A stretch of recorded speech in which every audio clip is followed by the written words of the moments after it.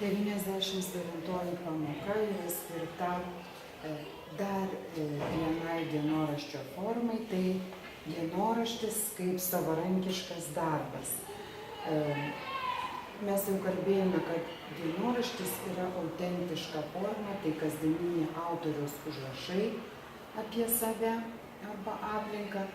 Tačiau gali būti dienoraštis ir kaip savarankiškas darbas, kaip autoriaus sugalvota kūryba, kuriame viskas išgalvota.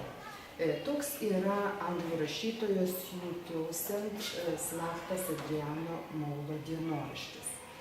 Skaitydami šį dienoraštį jūs galėtumėte palyginti mergaitės Anos Frank skaityto dienoraščio ištraukas ir Adriano Moulo dienoraštį. Galėtumėt palyginti paauglę mergaitę, paauglį berniuką, jų gyvenimus, jų siekius, jų problemas. Kai kurios problemos tikrai yra labai panašios ir santykiai su tėvais nesusiklosto ir su draugais ne visada viskas sekasi.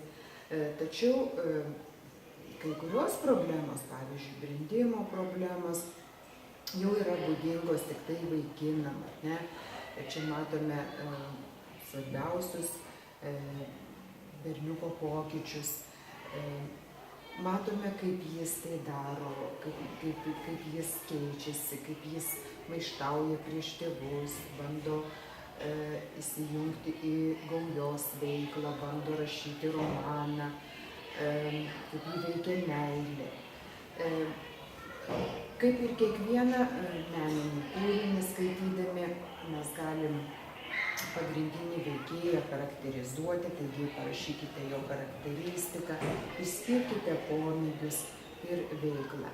Taip pat šis kūrinys gana geras, kad galėtume pasimokyti susiformuluoti temą, pagrindinę mintį, pagrindinę idėją.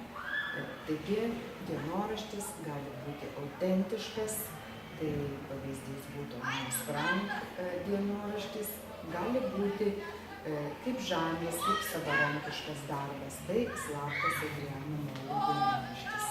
Pamoka baigta.